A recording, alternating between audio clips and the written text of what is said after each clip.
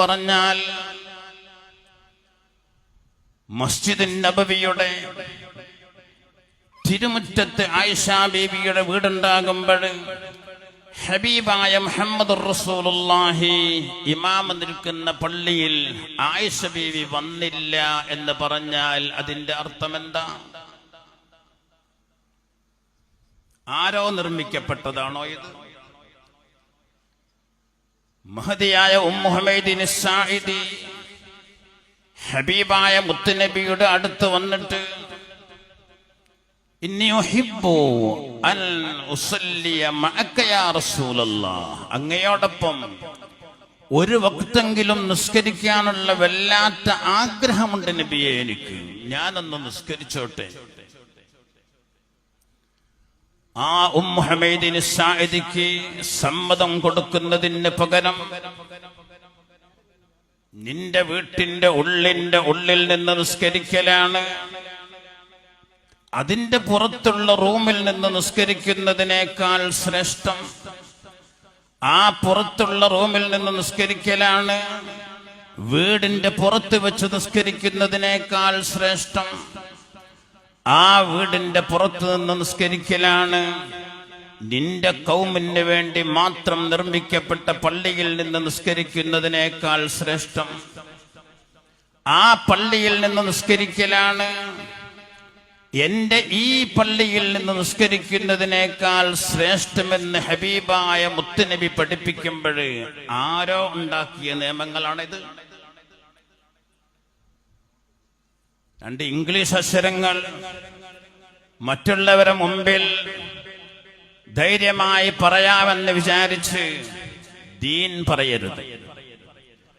അതറിയില്ലെങ്കിൽ അത് പണ്ഡിതന്മാരുടെ കടമയാണ്, അത് അവരോട് ചോദിക്കണം എന്നാ പറയേണ്ടത്.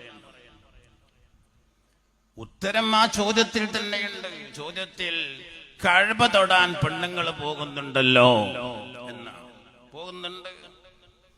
വേറെ എവിടെ പോയിട്ടാ കഅബ തൊടുക?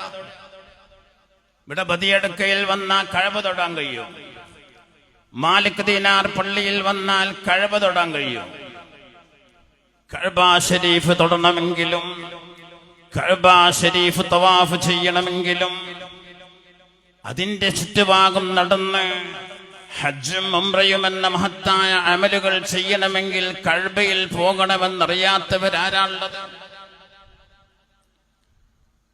അതെല്ലാം അറിയാവുന്നതായിട്ടും എന്തിനാണ് ആരോ നിർമ്മിക്കപ്പെട്ട നിയമമെന്ന് പറയേണ്ടത്? അള്ളാഹു നമുക്ക് നാഫിയായ ഇൽമിനെ ഏറ്റിത്തരുമാറാവട്ടെ. ഈ ഇൽമുണ്ടാകുമ്പോഴാണ് ദീനിന്റെ കാര്യങ്ങൾ പറയപ്പെടണമെങ്കിൽ അവന് ഇൽമുണ്ടാവണം. ജാഹിലീങ്ങൾ അത് പറയാൻ പാടില്ല. അത് പണ്ഡിതന്മാർക്ക് വിട്ടുകൊടുക്കണം.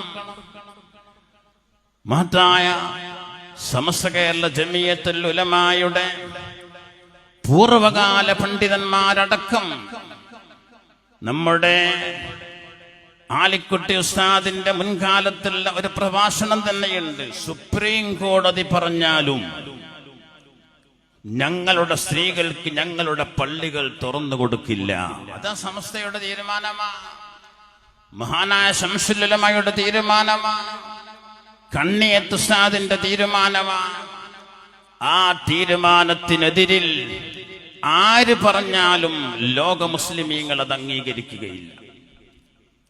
ഞാൻ പറഞ്ഞു വരുന്നത് ഈ കാലഘട്ടം വൽ അസ്രി ഇന്നൽ ഇൻസാന ലഫീ ഖുസ്ർ ഇല്ലല്ലദീന ആമനൂ വഅമിലുസ് സ്വാലിഹാത്തി വതവാസൗ ബിൽ ഹഖ് വതവാസൗ ബിസ് സബ്ർ.